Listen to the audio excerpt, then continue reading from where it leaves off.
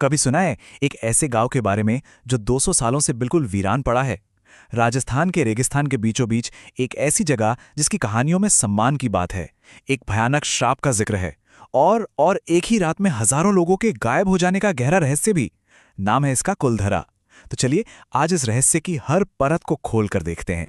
बस ये कुछ शब्द और इनमें कुलधरा की पूरी कहानी सिमट जाती है। एक ऐसी कहानी जिसने इस वीरान सी जगह को इतिहास के पन्नों में हमेशा हमेशा के लिए अमर कर दिया।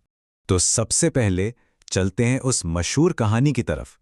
वही कहानी जो सदियों से इस वीरान गांव की दीवारों में गूंज रही है और जिसने इसे इतना मिस्टीरियस, इतना रहस्यमयी बना दिया है। अब ये जो पालीवाल ब्राह्मण थे ना, वो कोई आम लोग नहीं थे, कमाल के लोग थे। अपनी बुद्धि और मेहनत के लिए जाने जाते थे। जरा सोचिए, थार के रेगिस्तान जैसी सूखी बंजर जमीन पर उन्होंने खेती कर डाली और उसे एक हरे भरे खुशहाल गांव में बदल दिया। उनका जो वाटर मैनेजमेंट का तरीका था और जो सिटी प्लानिंग थी, अरे आज भी लोग उसकी मिसाल देते हैं। अब देखिए, हर कहानी में एक विलन तो होता ही है ना?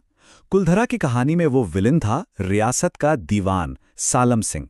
कहते हैं कि वो इतना क्रूर था कि उसकी क्रूरता की कोई हद ही नहीं थी। और फिर एक दिन उसकी बुरी नजर पड़ी गांव के मुखिया की बेटी पर, और बस उसने ठान लिया कि उसे किसी भी कीमत पर हासिल करके रहेगा।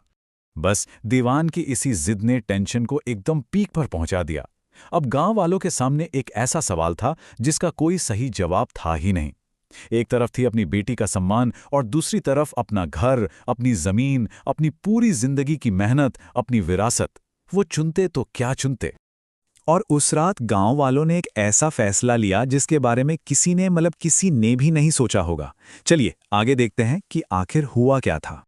84, 84, ये नंबर ही अपने आप में पूरी कहानी कह देता है।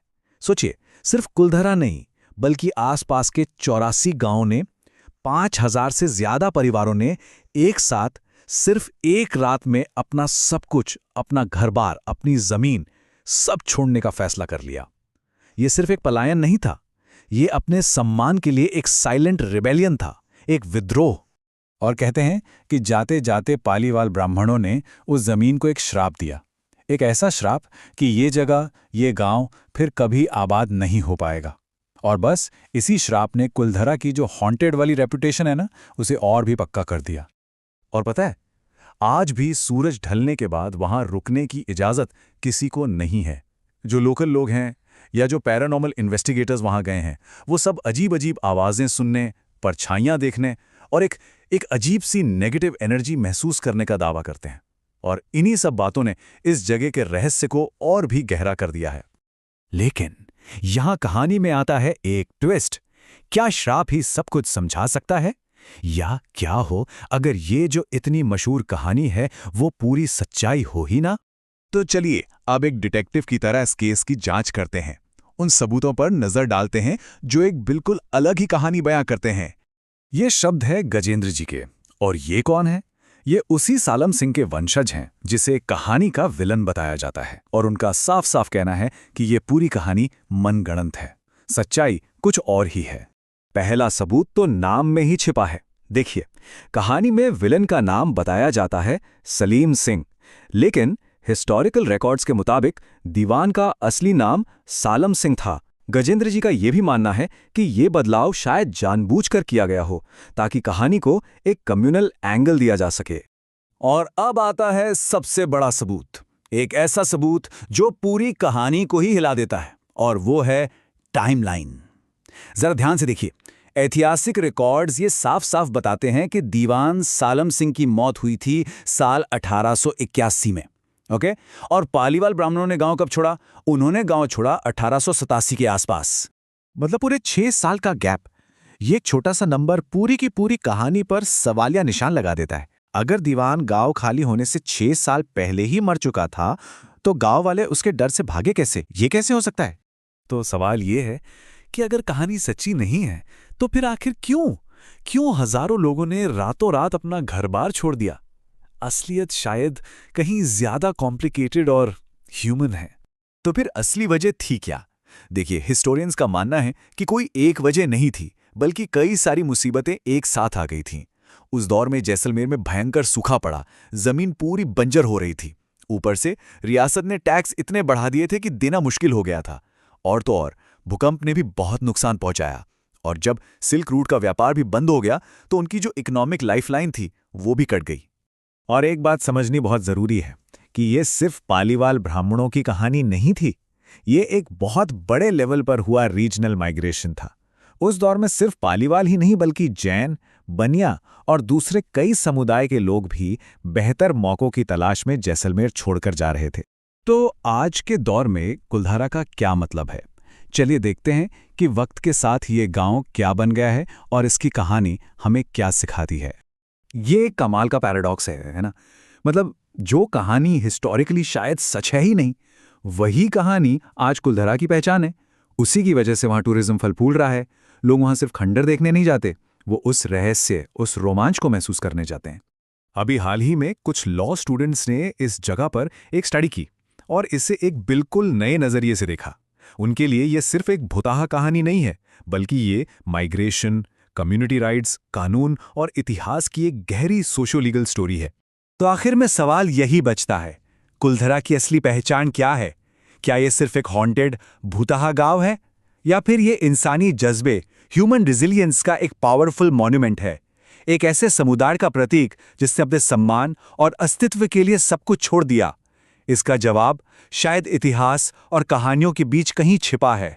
जैसलमेर की गलियों में आपको एक ऐसी शानदार हवेली मिलेगी जिसकी खूबसूरती बस देखते ही बनती है। ये है सलीम सिंह की हवेली, एक ऐसा शाहकार जिसे देखकर सच में आंखें ठहर जाती हैं।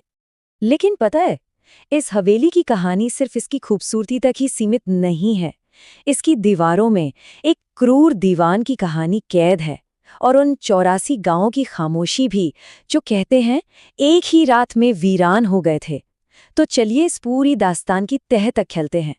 कहानी की शुरुआत होती है इस हवेली के मालिक से, एक ऐसा नाम जो जैसलमेर के इतिहास में डर और शान दोनों का प्रतीक है, कुख्यात दीवान सलीम सिंह। तो पहले ये समझ लेते हैं, 19वीं सदी की शुरुआत में सलीम सिंह जैसलमेर का दीवान था, मतलब प्रधानमंत्री। सोचिए, रियासत की लगभग सारी की सारी ताकत उसके हाथों में थी। अब बात यह है कि सलीम सिंह को लोग क्रूर दीवान के नाम से जानते थे, और कहते हैं कि उसकी इस बेरहमी की जड़ें उसके बचपन की एक भयानक घटना में थीं।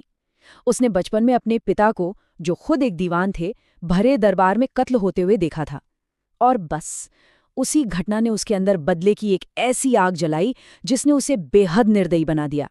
उसका खौफ कुछ ऐसा था कि कहते हैं कि सिर्फ उसका नाम सुन लेने भर से लोगों के दिल दहल जाते थे।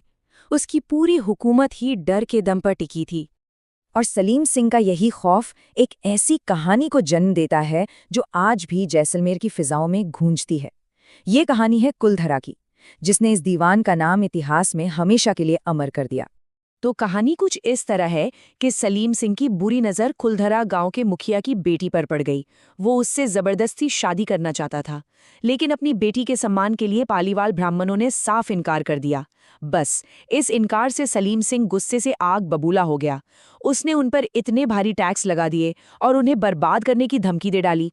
तब पालीवालों ने एक बहुत बड़ा फैसला लिया। अपनी इज्जत बचाने के लिए कुलधरा और उसके साथ साथ 83 और गांव रातों रात अपना सब कुछ छोड़कर वहां से चले गए, और कहते हैं जाते जाते वो श्राप दे गए कि ये जगह फिर कभी आबाद नहीं होगी। ये कहानी सुनने में बिल्कुल किसी फिल्म की स्क्रिप्ट जैसी लगती है ना? पर अब यहाँ से कहानी में एक बहुत बड़ा मोड़ आता है। सवाल ये है कि क्या ये सब सच है या सिर्फ एक बहुत अच्छी कहानी? अब यहीं पर कहानी में एक बहुत बड़ा पेंच आता है, और वो है टाइमलाइन का। देखिए, जो रिकॉर्ड्स हैं वो बताते हैं कि दीवान सलीम सिंह की मौत तो 1824 में ही हो गई थी। तो फिर वो 1887 में, यानी अपनी मौत के 60 साल से भी ज्यादा बाद, पालीवालों को गांव छोड़ने पर मजबूर कैसे कर सकता है? अच्छा, चलिए मान लेते हैं कि उसके वंशज सही हैं जो कहते हैं कि मौत 1881 में हुई थी। अरे तब भी तो पालीवाल उनके जाने के 6 साल बाद गए। मतलब हिसाब किसी भी तरह से बैठ ही नहीं रहा है। सलीम सिंह के ही वंशज गजेंद्र जी सीधे सीधे इस कहानी पर सवाल उठाते हैं। उनका सवाल एकदम साफ है, जो इंसान सालों पहले मर चुका है वो भला किसी को गांव छोड़ने पर कैसे मजबूर कर सकता है? और एक और मजेदार बात, नाम को लेकर भी कंफ्यूजन है। कहानियों में हमेशा सलीम सिंह का जिक्र होता है, जबकि परिवार वाले कहते हैं कि उनका असली नाम तो सालम सिंह था। हो सकता है समय के साथ साथ कहानी और नाम दोनों ही बदल गए हों। तो अगर सलीम सिंह वजह नहीं था तो फिर असली वजह क्या थी? खैर, इतिहासकार कुछ और ठोस कारण बताते हैं, जैसे कि उस दौर में जैसलमेर में भयंकर सूखा पड़ा था, पानी की बहुत कमी थी, सिल्क रूट जो व्यापार का मेन रास्ता था वो भी खत्म हो रहा था, जिससे अर्थव्यवस्था पूरी तरह चौपट हो गई थी, और शायद एक बड़े भूकंप ने भी बहुत तबाही मचाई थी। और सबसे अहम बात यह है कि उस दौर में सिर्फ पाली वाले नहीं, कई दूसरे समुदाय भी जैसलमेर छोड़कर जा रहे थे। तो चलिए एक काम करते हैं, कुलधरा की कहानी से थोड़ा हटकर अब उस सबूत पे ध्यान देते हैं जो आज भी हमारी आंखों के सामने खड़ा है, खुद सलीम सिंह की हवेली, क्योंकि ये पत्थर भी एक कहानी कहते हैं, और शायद ज्यादा सच्ची कहानी। इस हवेली की बनावट, इसका आर्किटेक्चर हमें सलीम सिंह के बारे में बहुत कुछ बताता है। ये सिर्फ एक घर नहीं था, ये उसकी ऊंची सोच और उसकी महत्वाकांक्षा का एक जीता जागता सबूत था।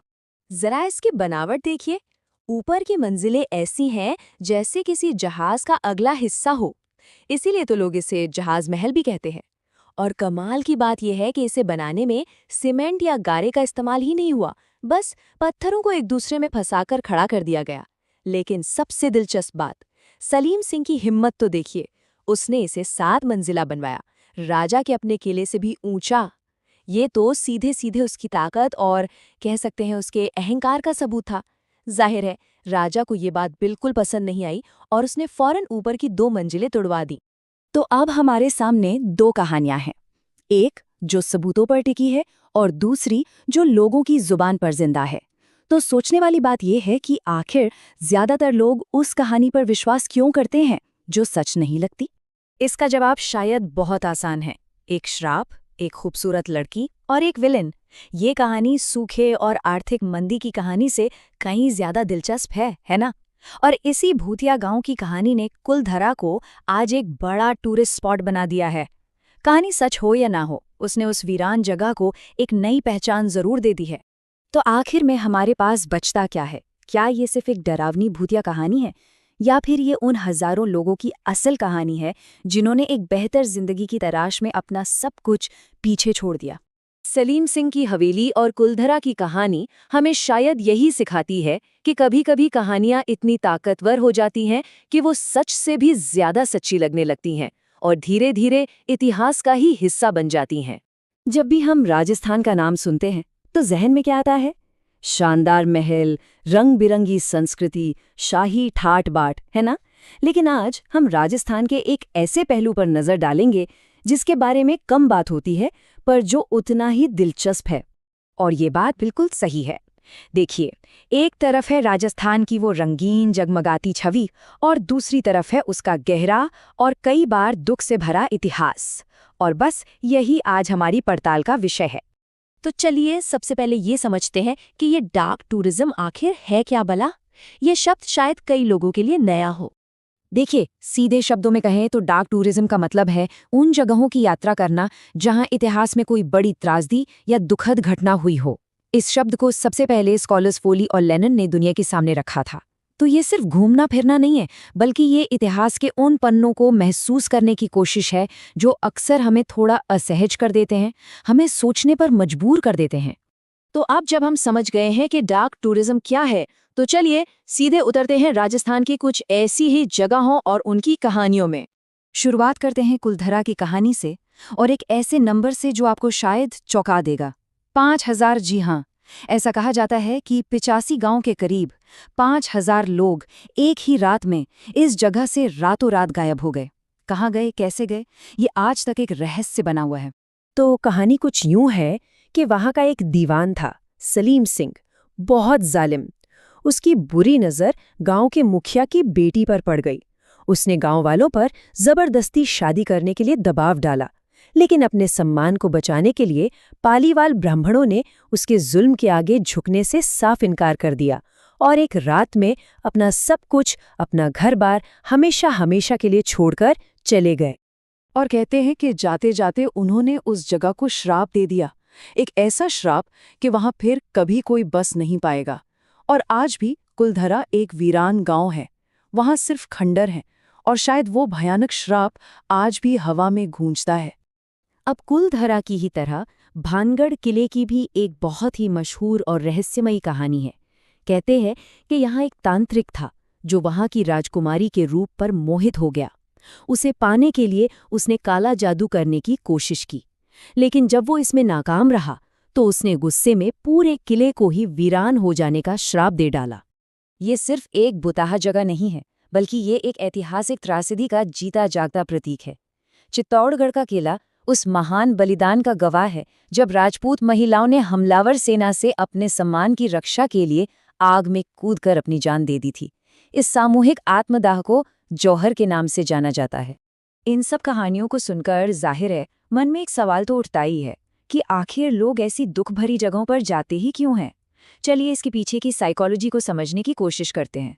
वाकई ये सोचने वाली बात है, आखिर कोई ऐसी जगह पर अपनी छुट्टियां बिताने क्यों ही जाएगा जिसका पूरा इतिहास ही दर्द, पीड़ा और त्रासदी से भरा हो। देखिए, इसकी वजह ना बहुत अलग-अलग हैं और ये सिर्फ रोमांच तक ही सीमित नहीं है। कुछ लोग इतिहास को और गहराई से समझने के लिए जाते हैं, एक एजुकेशनल एक्सपीरियंस के लिए। कुछ लोग उन घटनाओं से एक इमोशनल कनेक्शन महसूस करना चाहते हैं। और हाँ, कुछ लोग ऐसे भी होते हैं जो शायद अपने डर का सामना करने या बस कुछ अलग महसूस करने के लिए ही इन जगहों को चुनते हैं। और जो बात वाकई दिलचस्प है वो ये है कि डार्क टूरिज्म कोई एक जैसी चीज़ नहीं है। इसके भी कई प्रकार हैं। एक तरफ ड्रैकुला पार्क जैसी मनोरंजन वाली जगह हैं, तो दूसरी तरफ युद्ध के मैदान या जेल जैसी बेहद गंभीर ऐतिहासिक जगहें भी हैं।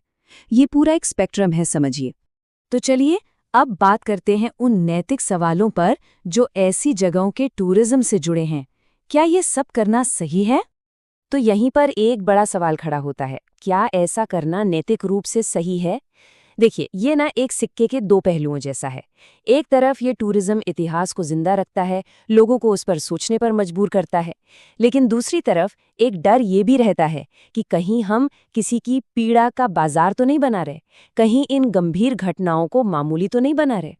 इसीलिए अगर कोई ऐसी जगहों पर जाता है तो कुछ बातों का ध्यान रखना बेहद जरूरी हो जाता है। सबसे पहली और जरूरी चीज है सम्मान।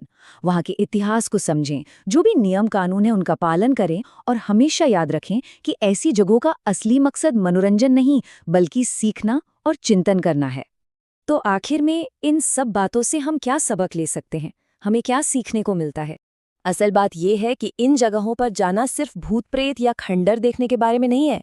ये इस बात को स्वीकार करने जैसा है कि इतिहास हमेशा सुंदर और आसान नहीं होता।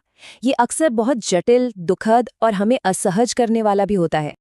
और आखिर में एक सवाल मैं सबके लिए छोड़ रहा हूँ।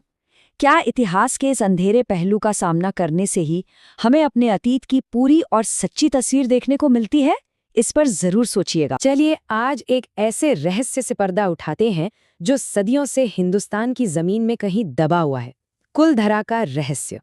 जरा सोचिए इस सवाल के बारे में। ना कोई निशान, ना कोई सुराग, बस एक खाली वीरान जगह जो अपनी खामोशी में न जाने कितनी कहानियां सुनाती है। और यही तो कुलधरा के रहस्य का असली सार है। जी हाँ, बिल्कुल सही सुना। एक या दो नहीं बल्कि पूरे के पूरे 85 गांव रातों रात खाली हो गए। ये कोई मामूली पलायन नहीं था, ये तो एक सामूहिक गुमशुदगी थी जिसने इतिहास में एक बहुत बड़ा सवालिया निशान छोड़ दिया। और इस रहस्यमयी गुमशुदगी के साथ जुड़ता है एक खौफनाक श्राप, एक ऐसा श्राप जिसकी गूंज आज भी वहां की हवाओं में महसूस होती है। लेकिन सोचने वाली बात यह है कि क्या ये सच में एक श्राप था या फिर अपनी जमीन और घरों को हमेशा के लिए दूसरों से महफूज रखने का एक तरीका। देखिए, कुलधरा जैसी जगहें ना हमें एक बड़े और कॉम्प्लेक्स आइडिया की तरफ ले जाती हैं जिसे कहते हैं डार्क टूरिज्म। चलिए समझते हैं कि ये आखिर है क्या। टूरिज्म रिसर्च के मुताबिक ये है इसकी किताबी परिभाषा। और हाँ, ये सिर्फ भूत प्रेत की कहानियों के बारे में बिल्कुल नहीं है। इसका असली मतलब है उन जगहों से जुड़ना जहाँ इतिहास के कुछ सबसे दर्दनाक पन्ने लिखे गए थे। तो सवाल उठता है कि भाई लोग ऐसी दर्दनाक जगहों पर जाते ही क्यों हैं? देखिए, इसकी वजह ना काफी उलझी हुई हैं। कुछ तो जाते हैं इतिहास को गहराई से महसूस करने के लिए, कुछ अपनी जड़ों से, अपनी विरासत से जुड़ने के लिए, और कुछ बस उस एड्रेनलिन रश के लिए जो डर का सामना करने से मिलता है।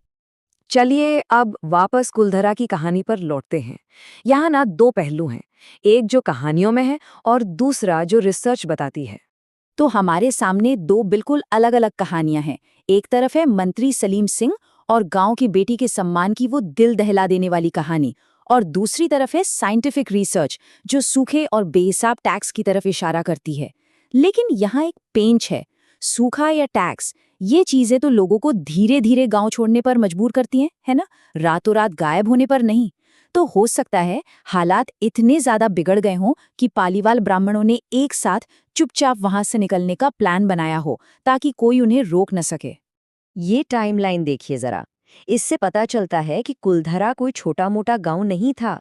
ये एक फलता फूलता प्रॉस्परस समुदाय था सदियों तक।